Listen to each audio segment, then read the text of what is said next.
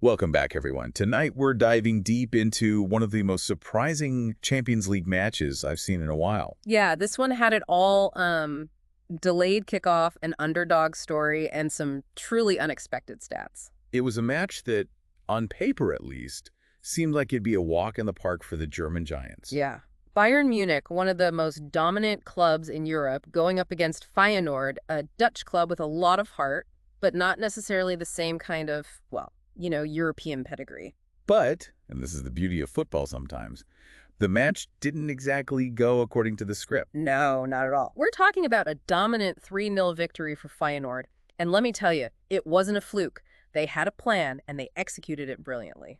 So let's rewind a bit to that night at De Kuip. The atmosphere was electric even before kickoff. And then things got a little crazy when the pre-match pyrotechnics caused a delay. Oh, yeah, I remember that. It almost felt like a sign of things to come, you know? This wasn't going to be your typical Bayern Munich stroll to victory. Right from the start, Feyenoord sat deep, forcing Bayern into a slow, possession-based game. So, Feyenoord, the underdogs, taking a defensive stance against the European giants. Exactly. They knew they couldn't match Bayern's attacking firepower head-on, so they opted for a more strategic, more defensive approach. They kind of invited Bayern to possess the ball, figuring they could frustrate them and create chances on the counterattack. And then, boom, out of nowhere, Feyenoord scores.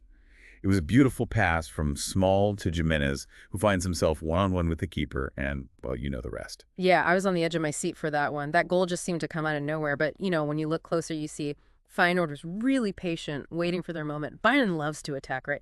So as they push forward, they inevitably leave some space behind. Oh, yeah, absolutely. And Feyenoord was ready to exploit those gaps. That perfectly timed pass from Small, it split Bayern's defense wide open. Jimenez was there to capitalize, and bang, goal. You could almost feel the energy shift in the stadium after that goal. Totally.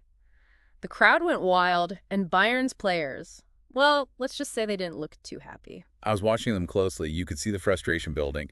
They had their chances, though. Coman was a threat on the wing. Yeah. And I think Kane had that powerful shot that forced an incredible save from below. Justin Bilo.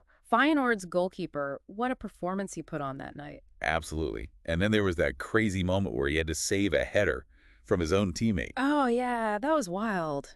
Talk about keeping your cool under pressure. But Bayern just couldn't find a way to break through. They were getting frustrated, and you could see Feyenoord feeding off that energy. Yeah, momentum is a powerful thing in football. Once Feyenoord got that first goal, it felt like they grew in confidence with every minute that passed. Right, and then right before halftime, things went from bad to worse for Bayern. Alphonso Davies, their key defender, gets injured and has to be substituted off. Big blow for Bayern. Davies is a phenomenal player. He's so fast, so good at covering ground and shutting down attacks. Losing him created a real vulnerability in their backline. Exactly. And Feyenoord, well, they wasted no time capitalizing on that vulnerability. A needless challenge in the box leads to a penalty for Feyenoord just before the halftime whistle. You could almost feel the air go out of Bayern's side. Jimenez steps up again and, cool as you like, slots it away. 2-0 at halftime? I mean, who could have predicted that? The momentum had swung completely in Feyenoord's favor at that point. Bayern went into the break needing to rethink their entire approach, while Feyenoord, well, they were flying high. Second half starts, and Bayern is throwing everything they've got at Feyenoord's. Substitutions, relentless pressure, but Feyenoord's defense, rock solid. It really was something to see. Their center back, David Hunko, he was immense. He seemed to read the play so well, anticipating Bayern's every move. Every time Bayern thought they had a chance, Heinke would be there to shut it down. He was a wall. It felt like he was everywhere at once. He really embodied Feyenoord's defensive strategy. But let's not forget Bigelow. He was incredible, save after save, including that spectacular one against Musiala. I mean, we're talking about Bayern Munich here, a team that's known for its attacking power. Absolutely. It was their first scoreless away game in almost a year. Think about that for a second. It really speaks volumes about how well Feyenoord defended. They were disciplined, they were organized, and they were committed to their game plan. Bayern just couldn't find a way through. Exactly. Credit to Feyenoord's manager, Arne Slot. He had his team prepared for this match. They knew what they had to do, and they did it to perfection. And then with the clock ticking down, Feyenoord puts the final nail in the coffin. Beautiful counterattack, a brilliant advantage call by the referee, and UEFA scores their third goal. 3-0. I mean, what a statement. That final goal really was the icing on the cake for Feyenoord.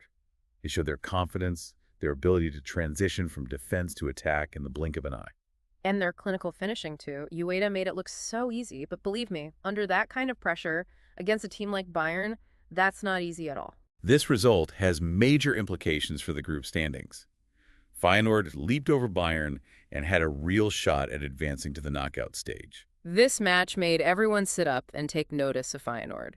They showed they can compete with the best teams in Europe. So Feyenoord had a crucial match against Lille coming up, and Bayern faced Slovan Bratislava. Right. It's always fascinating to see how a result like this impacts both teams moving forward. Exactly. Did Feyenoord manage to maintain that momentum and intensity?